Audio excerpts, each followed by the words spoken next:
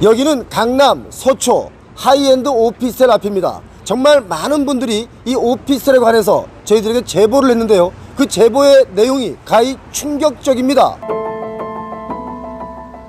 이 건물은 2023년 12월 30일 준공 예정일이었지만 기한을 훌쩍 넘긴 24년 3월 30일로 입주가 시작이 됐음에도 불구하고 여전히 부실 시공 문제로 수많은 갈등을 안고 있습니다. 문제는 초고가에 분양받은 수분양자들인데요. 심지어 9.2%의 수익을 낼 수 있다, 이런 분양 광고를 보고 분양을 받으신 분도 있습니다. 어떤 수분양자는 스트레스로 암에 걸리고 또 어떤 가정이 파탄났다고 하는데요. 이 벽이 여기가 여기서부터 시작해서 지금 여기에서 저기서 끝까지 깨졌어요. 와, 이건 심각한데요. 외벽에 유리가 이렇게 깨지면 이건 뭐 떨어질 수 있잖아요. 그렇죠. 밖으로 떨어지면 이제 지나가는 사람이 죽을 수 있습니다. 아니, 여기는 사는 사람도 밖에 떨어질 수 있죠. 세대에 사는 사람뿐만 아니고 바깥에 지나가는 행인 또한 어마어마하게 위험할 수 있어요. 근데 이게 합격품이라는 겁니다. 그 이유를 다른 사람한테 물어봤더니 이거는 반강화 유리의 성향이기 때문에 가장 밑에 단계에서 두 번째에 해당하는 퀄리티라고 합니다. 순간 수분양자와 관리자의 싸움이 있었는데요. 아니, 제가 지금 현대건설 관리자고요. 아니, 잔금을 치렀으면 이 사람 건데 이 사람 거를 갖다 오는 거를 허락 맡아야 된다는 것 자체가 웃긴 발상 아니에요? 어느 나라 법이에요? 보통 건물을 지을 때 이 외벽의 강화 유리는 몇 단계 걸 씁니까? 보통 중간에서 위에 단계 쓰고요. 이거 하이엔드 같은 경우는 최고 고급 자재로 쓰게 돼 있어요. 그리고 제트기가 여기 형성이 많이 되지 않습니까? 고층이 있기 때문에. 그러면 이게 바람이 불 때 탈지역보다 3배에서 6배의 강도 있게 제트기가 형성되기 때문에 그 강도를 버텨야 되거든요. 이거를 측정도 않고 그냥 설계상에 그냥 탁상공로로 그냥 이 자재 사양을 정해가지고 시공을 한 겁니다. 지난번에 여기 다른 데서는 KS 유리를 쓴다고 했는데 중국산 짝퉁을 썼다고 했던 거하고 뭐 별반 차이가 없는 것 같은데. 얼마 전에 여기까지였거든요. 이 정도까지였는데 거기까지 지금 창문을 비키세요. 3일만 올라간 거예요. 그러니까 깨지고 떨어지면 안 되니까. 여기는 6mm짜리 쓴 겁니다. 두께를. 그리고 더 문제는 뭐냐면 여름에 다른 데 갔더니 햇빛이 드니까 엄청나게 더운 거예요.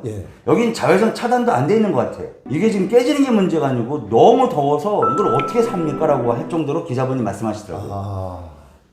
어디 기자가 그런 말 합니까? 채널A 기자님, KBS도 그 말씀 하셨고요. 그래. 여기는 1.5룸인가요?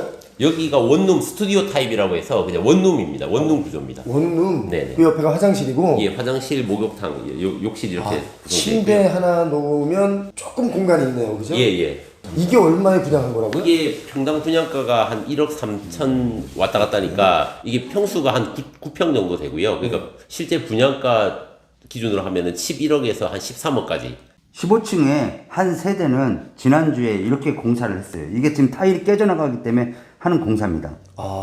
이게 한두 장이 깨지는 게 아니고 왕창 깨져나가니까 금이 나가니까 그거를 교체하기 위해서 이렇게 해가지고 공사를 지금 진행합니다. 이게 지금 조금 깨지는 게 공사하는 게 이렇게 큰 장비들이 들어가고 많은 사람들이 갑니다. 지금 여기도 그럼 바닥이 마찬가지로 똑같은? 똑같이 있습니다. 지금 이게 열어가지고 닫히질 않고 있습니다. 이거 그래서 열어놓은 거예요? 아니 안 닫히고 있어요 지금. 안 닫혀요? 우리가 지금 계속 추궁하니까 시행사하고 시공사는 이것만 하고 이것만 명품이라는 거예요. 그런데 이 명품이라는 거 하는 이 자재를 보시면요.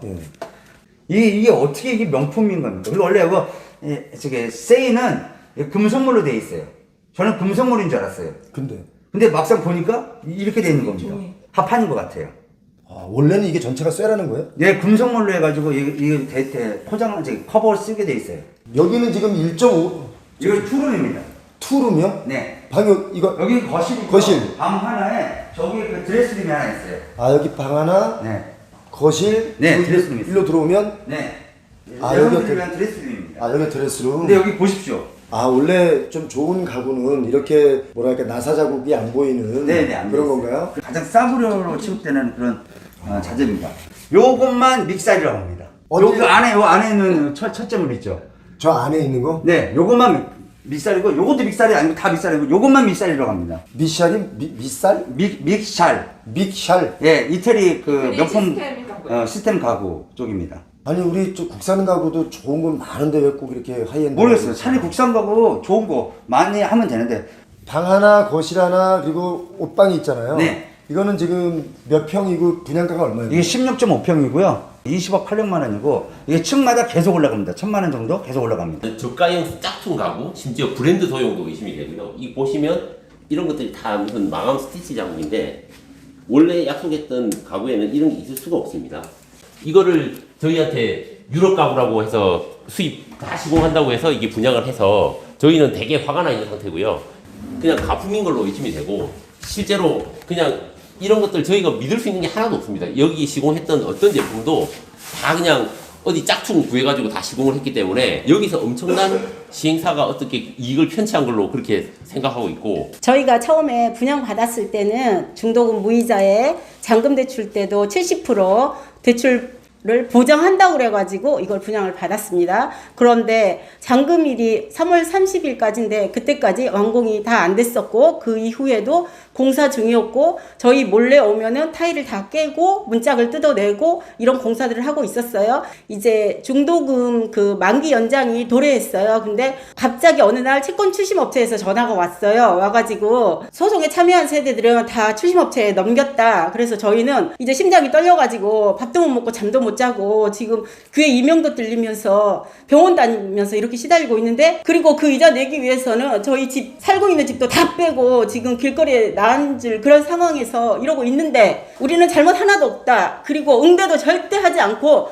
전화하면 그냥 건설사 책임이다. 우린 책임 하나도 없다. 이렇게 얘기를 하는데 저희는 어디다 하소연할 데도 없고 방송국에 수없이 제보를 했지만 방송국에 나와서는 한 개도 내보내지도 않고 데스크에 다 잘렸는지 지금까지 취재해간 지 일주일이 넘었는데도 연락이 없습니다. 저희 표용호 TV에서 이미 2021년에 예고했던 일들이 현실로 벌어진 겁니다. 뭐 시공적인 하자, 뭐 설계적인 측면에서도 뭐 하자들이 많지만 가장 큰 게 이제 창호에서도 소음이 엄청 많이 나고, 실제로 모델하우스에서 지어졌을 때랑 실제로 입주했을 때랑 이 마감 상태가 너무 다르다는 거. 모델하우스만 보고 그 수분양자들이 되게 많이 속는데 그런 하이엔드라는 말에 속지 않으셨으면 좋겠습니다. 50% 정도의 분양가가 적당한 것 같아요. 사실 한 7억 8억이 낮아져야 되는 게 맞는 거죠. 제가 알기로는 이런 문제점들을 공영방송에서도 다룬 걸로 알고 있어요. 그렇지만 이 공영방송에서 이걸 내보내질 않더라고요. 그래서 이거에 대한 문제점이 심각하게 사회적으로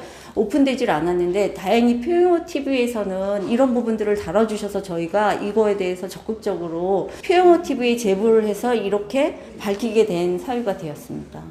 난 죽고 싶어. 난 죽을 거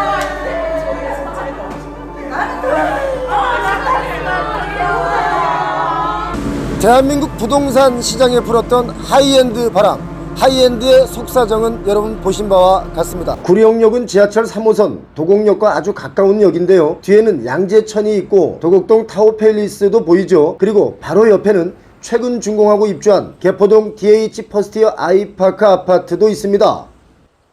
이렇게 입지가 좋은데 구령역 초역세권 이 주거용 건물은 어쩌다가 통공매로 나왔을까요?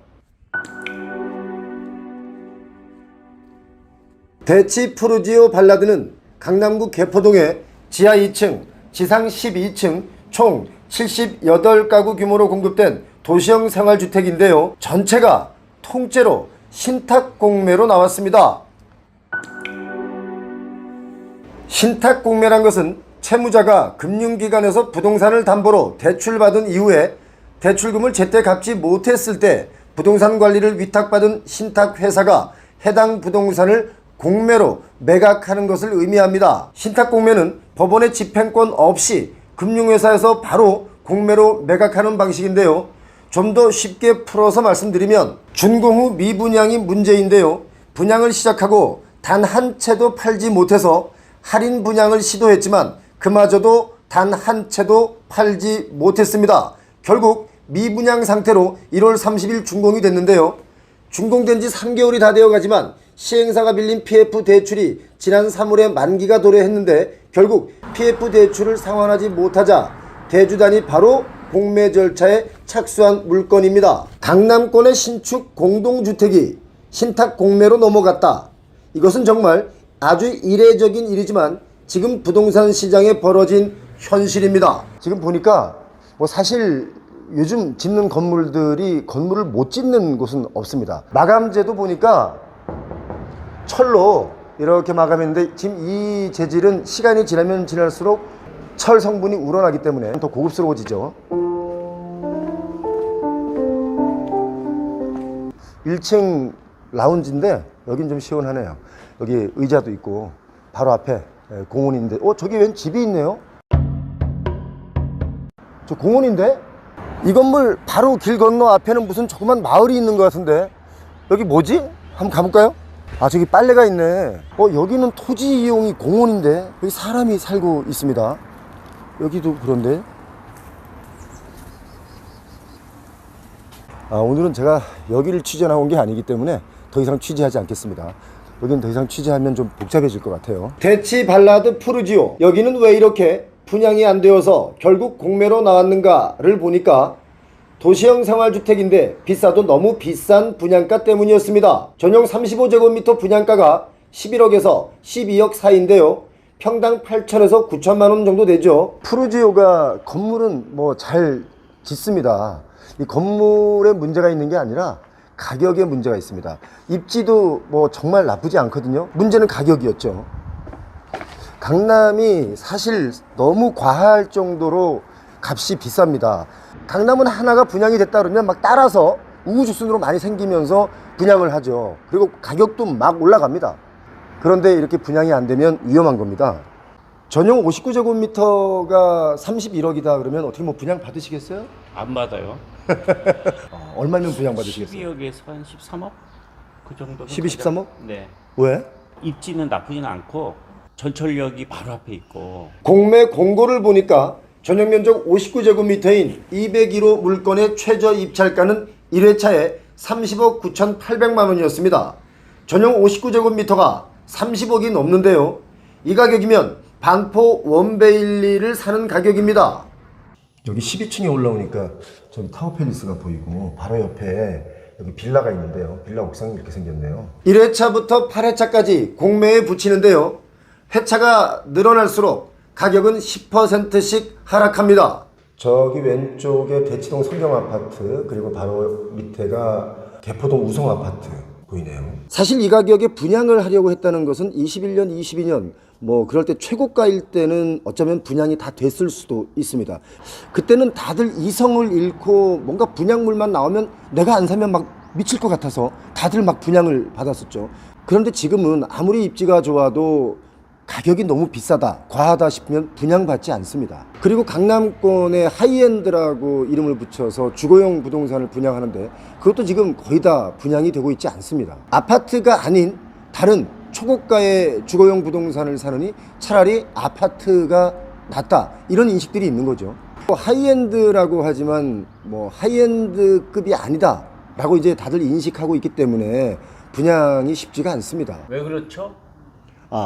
표영호 TV를 하도 많이 보셨기 때문에 이제 그런 거에 속지 않기 때문이죠. 이 물건이 공매로 나온 이유를 뒤집어 생각하면 대주단이 돈을 빌려줬을 때는 이런 부동산 개발 계획이 성공할 거라고 믿고 돈을 빌려줬을 텐데 가만히 생각하니까 지금 시장 분위기가 그게 아니니까 이거 도저히 회수할 방법이 없다라고 생각이 돼서 발빠르게 돈을 회수하는 겁니다. 강남 땅에서 아무리 입지가 좋아도 분양이 안 돼서 경매나 공매로 넘어갈 수 있다는 현장을 여러분께 보여드렸습니다. 여기는 GTX 수서역 7번 출구 앞입니다. 여기서 GTX를 타고 여러분께서 요청하신 동탄 지역으로 가서 동탄 지역의 부동산 시장을 체크해 드리겠습니다. 12시 9분, 12시 39분 차가 있네.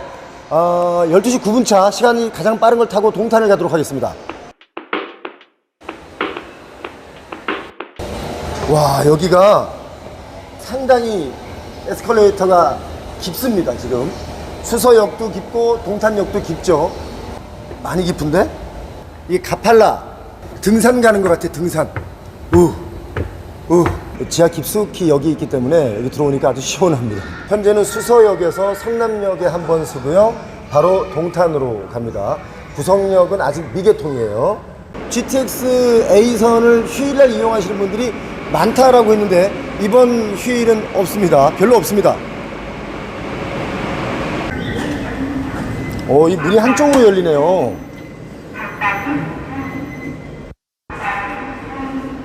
별로 없어.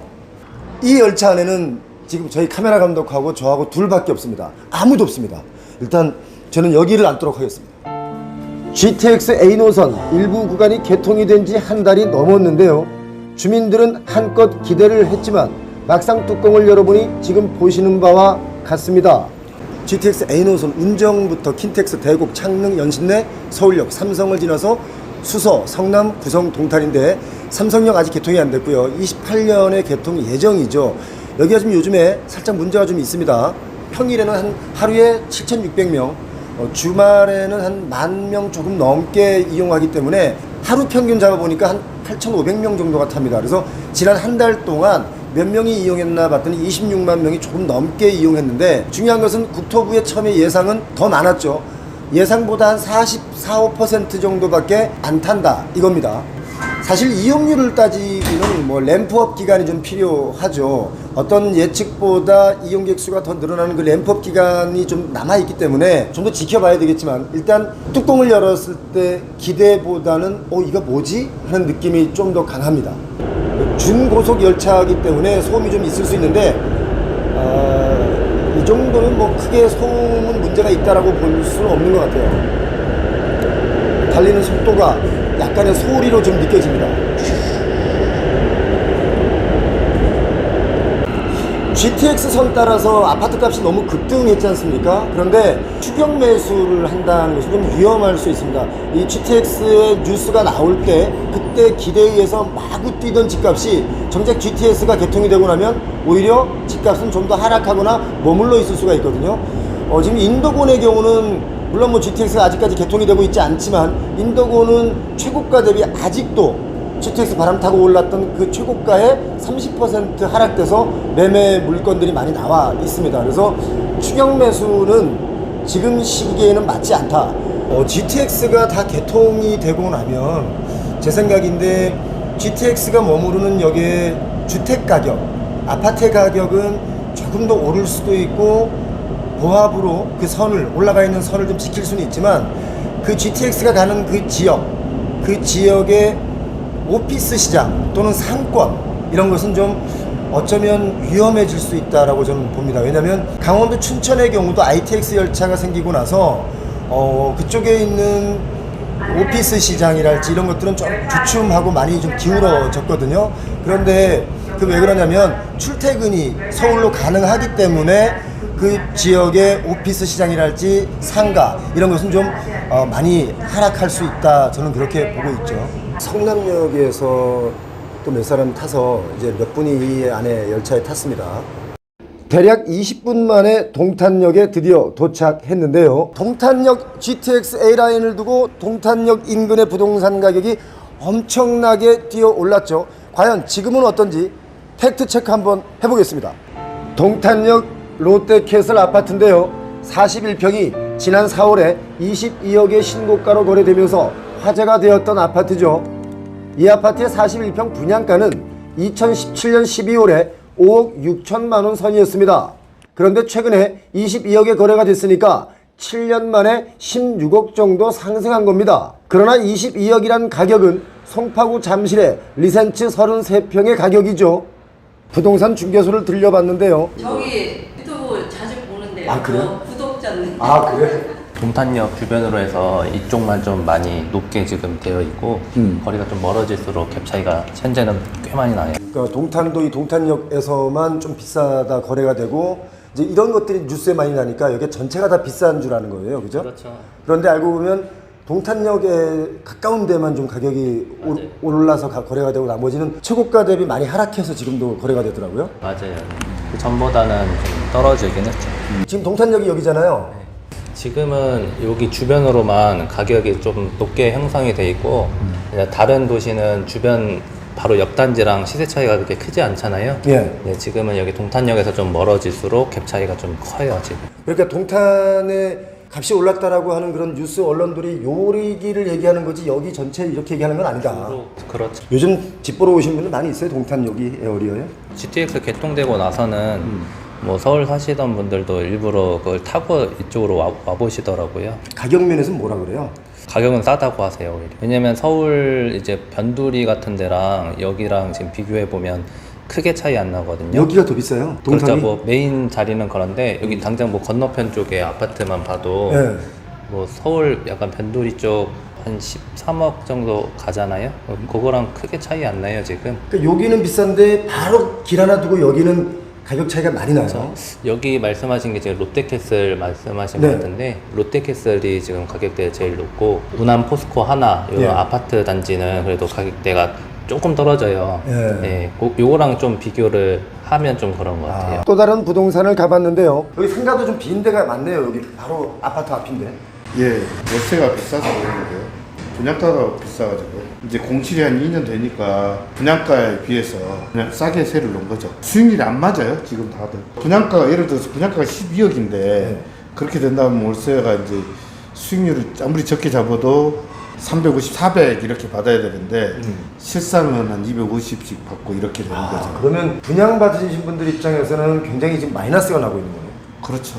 그래도 그나마 그래도 세가 나가서 다행이죠. 그 전에는 그러니까 분양가에서 처음에 분양하는 쪽에서 얼마를 받을 수 있다 제시한 금액으로 세를 놨을 경우에는 안 나갔어요. 그래가지고 여기가 한 2년 동안 거의 공실이었었죠. 여기 전부 다 공실이었잖아. 예, 그렇죠.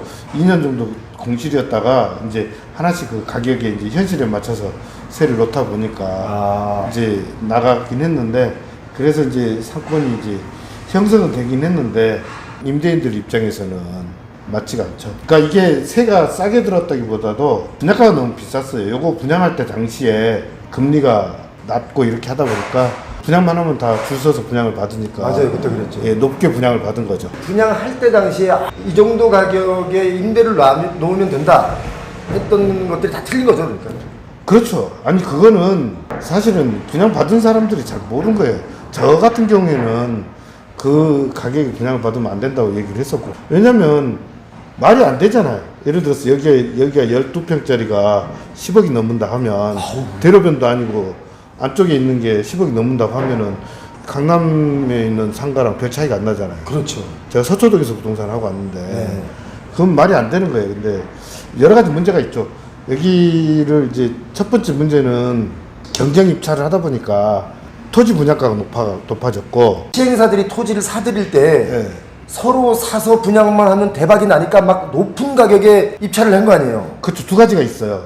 그때 당시에는 금리가 낮기 때문에 분양만 하면은 얼마에 분양하든 분양만 하면 분양이 다 되니까 금액하고 상관없이 토지를 낙찰을 받았고요. 시행사에서 또 한 가지는 에서 여기 있는 동탄에 있는 상가들 본인들이 다 아도를 치려고 그러려고 이제 무리하게 이제 세게 나가니까 다른 사람들도 나도 하나 받아보자 하는 사람들이 같이 해서 이제 금액이 올라간 거죠. 그런 말 많이 해. 여기 동탄에 상가를 다 망가뜨렸다. 그것 때문에 분양가들이 다 올라갔기 때문에 생각이 있는 사람들 같으면 그렇게 할 수가 없죠. 대로변도 아니고 안쪽을 뭐 12평, 13평짜리를 10억을 넘게 분양을 받아요. 사실은 LH에도 문제가 크죠. LH가 폭리를 취한 거잖아요. 땅을 조성해가지고 크게 높게 분양을 했으니까 폭리를 취한 거 아니에요. 그 LH라는 게 이익 집단이 아니잖아요. 그러면 여기가 그 일정 부분 이상 땅값이 올라가지 않게 해야죠. 무조건 경쟁 입찰을 해가지고 쓰는 데를 그렇게 하게 하면 어떻게 해요? 상한가 하한가를 같이 맞춰놔야죠. LH인데 상한가 없이 올라가면은 나중에 여기가 분양가가 올라가고 그러면은 상권이 살 수가 없다는 건 눈에 보이잖아요. 그걸 못 봐요? 그러면 그 사람들 공무원 하지 말아야지. 내노라는 그 국가의 그 공무원들이 그것만 하는 사람들이 그걸 모른다는 게 말이 돼요? 그러면서 맨날 적자라고 그러니까. 지금 동탄역 주변에 경부고속도로 지하화 공사가 마무리 단계에 진입했는데요. 상판을 덮고 공원 공사가 한창 진행 중입니다. 야, 여기 정말 신기한 것은요. 아파트 가격은 많이 뛰었다라고 하지만 상업용 시설, 상가는 어딜 가나 이렇게 공실이 많습니다. 아파트 바로 맞은편인데 이렇게 공실이 있는 거예요. 이야, 여기는 정말 신기하다. 이 모서리인데 여기가 공실이에요. 여기 바로 아파트거든요. 롯데캐슬. 그런데 여기가 공실입니다. 보통 상가는 이렇게 도로변에 모퉁이가 아주 비싼 상가인데도 불구하고 그런 곳마다 공실이에요. 그럼 뭐냐면 상가는 비싸다 싶으면 이제는 사람들이 임차도 들어오지 않는 거죠. 오늘 동탄의 부동산 시장을 좀 몇 군데 가봤는데요. 부동산 가격을 가장 높게 띄운 것은 바로 땅값이었습니다. 땅값을 높게만 살 수 있는 그 제도가 결국 부동산의 가격에 급등을 키웠다. 특히 신도시의 땅값은 경쟁 입찰이다 보니까 1등과 2등의 그 땅값 써낸 차이가 엄청나게 많이 부풀려져서 1등이 낙찰받다 보니까 분양 가격이 뛸 수밖에 없었다. 여기는 서초 신반포 22차 재건축 아파트 현장입니다. 지하철 3호선 잠원역에서 한 300m 정도 떨어진 곳에 위치해 있는데요. 이쪽으로 조금만 가면 한강이 있습니다. 이곳은 2022년 이주를 했고 철거도 했습니다. 그런데 아직 공사가 진행되지 않고 있습니다.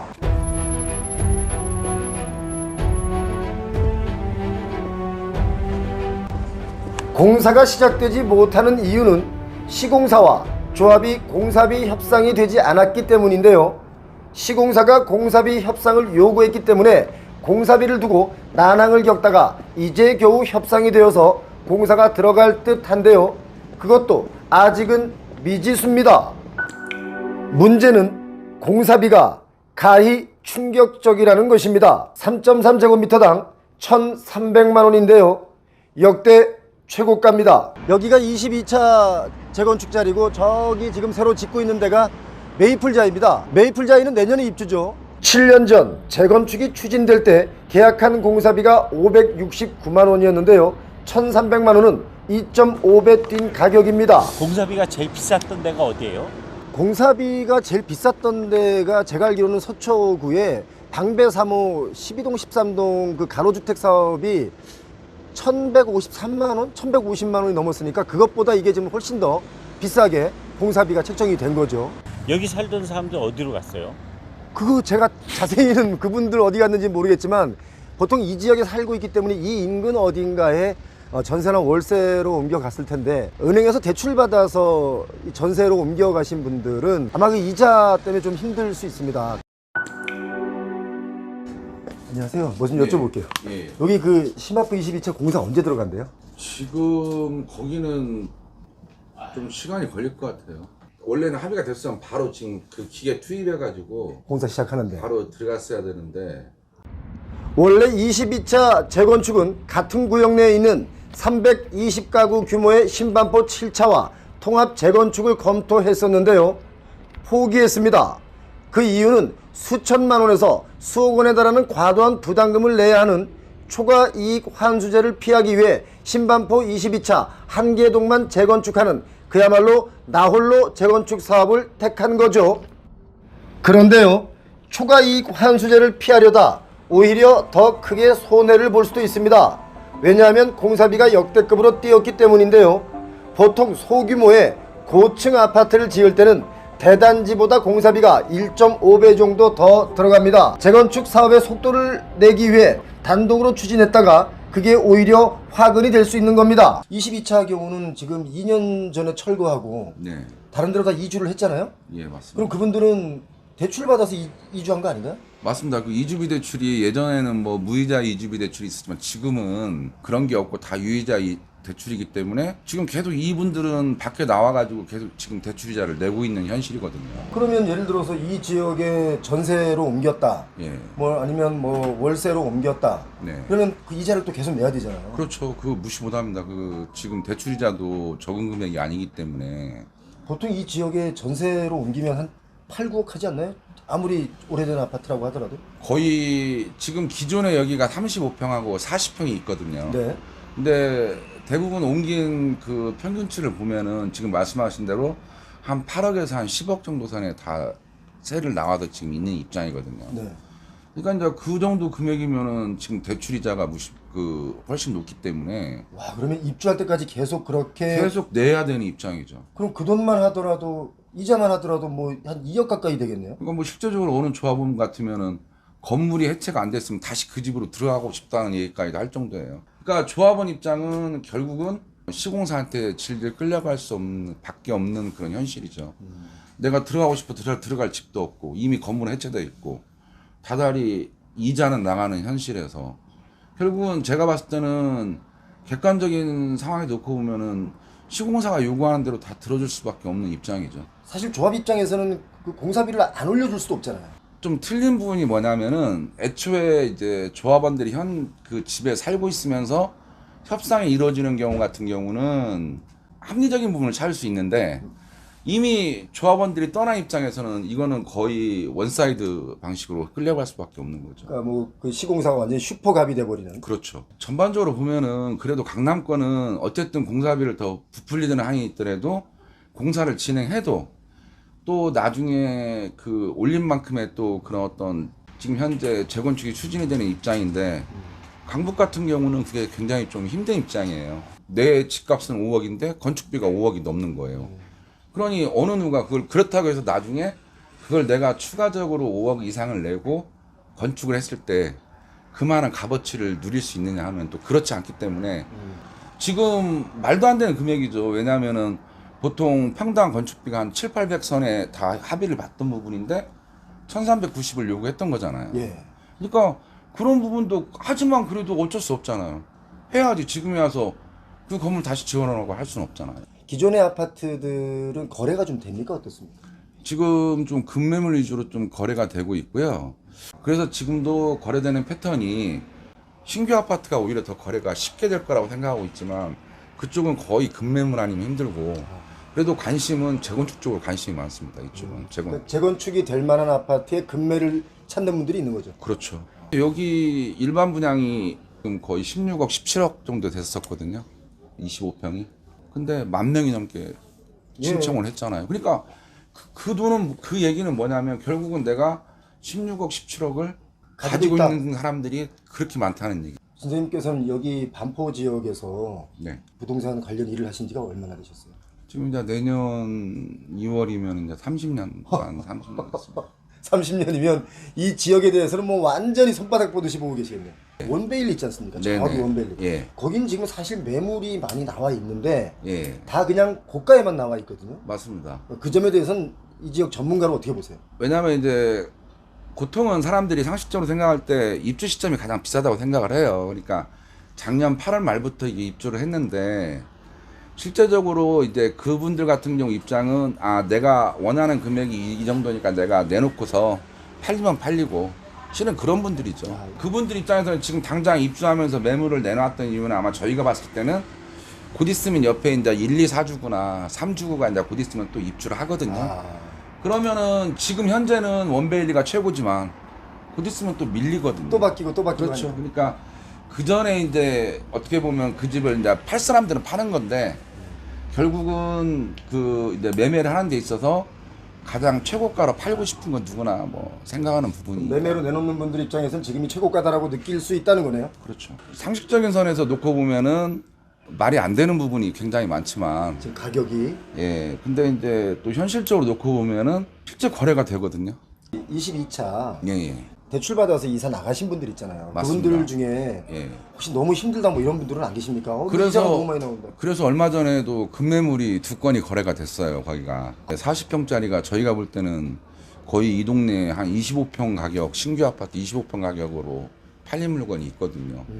그게 왜냐하면 이제 건축비에 대한 부담감이 커지니까, 그러니까 그 문제가 커지고 공사 진척은 안 나가고 매달 그 이자를 내야 되니까 결국은 급매로 처리된 게 2건이 있었어요. 또 거기에는 원래 연세 드신 분들도 많이 사셨잖아요, 그죠? 대부분이 그렇습니다. 그러다 보니까 새로운 수익이 없는 상태에서 이자를 계속 내고 있다면 그건 다 부담이거든요. 그렇죠. 그리고 연세가 있다 보니까 대출도 안 되고. 저 포영의 TV 잘 보고 있습니다. 아이고 고맙습니다. 재건축을 잘못 시작했다가 집도 잃고 돈도 잃는 경우가 있습니다. 재건축으로 돈을 벌 수 있는 시대는 지나가고 있다, 이렇게 보여집니다. 표영호 TV였습니다.